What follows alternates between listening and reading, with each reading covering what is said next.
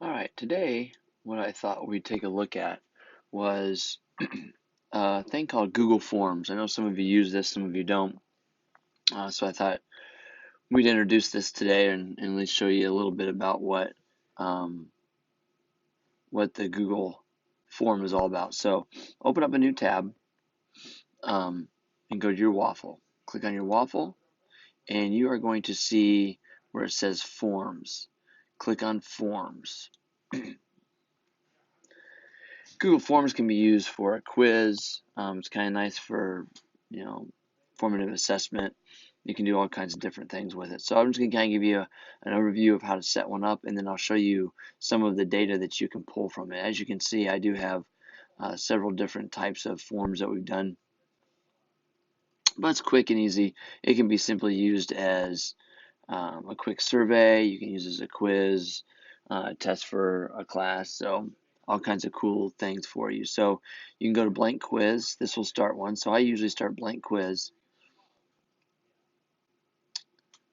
And from the blank quiz, so this is what it will look like. You have all kinds of different choices. If you want to type of questions, you take the drop down. You have all these. You can have short answer, and when it goes from short answer, all you have to do is title it, and it gives you the short answer text. Let's see, maybe you want drop downs. So then here's your drop down and all the different options. You click on option, add an option. You can just keep adding those options if you want. You can take one away if you'd like. You can insert pictures if you'd like. There's all kinds of different things you can do with that. Checks boxes, add another option. They can check it. Um, then obviously you have your multiple choice. Okay. And if you want another or add an option, it'll add you an option. Here's your answer key. So you'll put down the correct answer on those. You'll just click on the circle.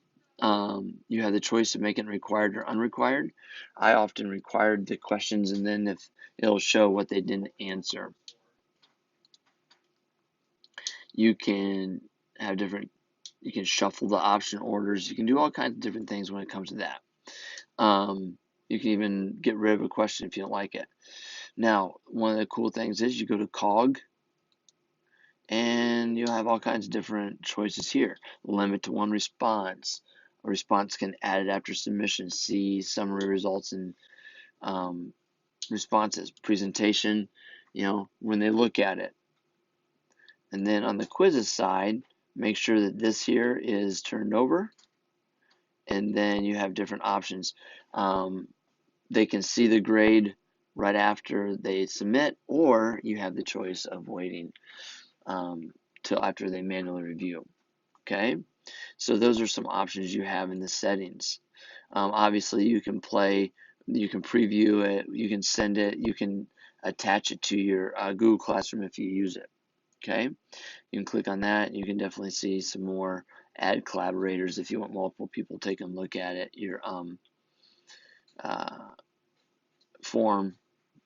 So that's what it kind of looks like to set that up. So let's take a look at one that has already been finished. Um, and show you what's really kind of cool about this. So what I did was I had a hunter's education class. So I teach outdoor education, and let's take a look at this hunter's ed test. So we take a look at the hunter's ed test. You'll see the responses here. It'll pop up. It takes a little bit to show up here. And so it'll show up your responses on top. And this is actual just the test that they took. And so now you can see how many points. You can make it worth points. So each question was worth 1 point. So as you can see, it's starting to pop up. So what we can do is you click on the responses. It kind of takes a little bit to load up here. There's the responses. There's all my grades. So you can see all the different grades that are there. You can go individual if you want.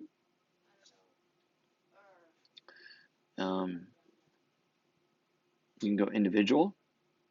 So we can take a look at each individual person that took a look at it. Individual questions also. So I'm looking at this person's. It'll give you the name. You can also, what we really like is when I take a look at the responses on a spreadsheet. And it has all the different, there's every question, and it tells you, here's the score. So you can get rid of these if you want, or you can look at it crazy like. Now, these are 2 classes that took it, and you can delete the ones you want. I really like the timestamp. You can kind of see when they took it and when it was turned in, email address, and then obviously right through here is the grade. And that's an option that you can have. And you can just pull it up by taking a look at this right here. Okay? So the summary is what I would use often because that will give you a nice little rundown of your scores. In a second here. So there's your scores right there. And then you can actually go right on down and it'll give you the percentage of, you know, what question did they, maybe they had a question they really struggled on. And you can take a look at that. Okay? Now what's kind of nice is you can also add this to your classroom if you're using Google Classroom. Okay? So that is just a quick overview of Google Forms and what you can do with it. You can get a lot more in depth with them, but it just gives you an idea of where you're at and what you can use. So this is called Google Forms.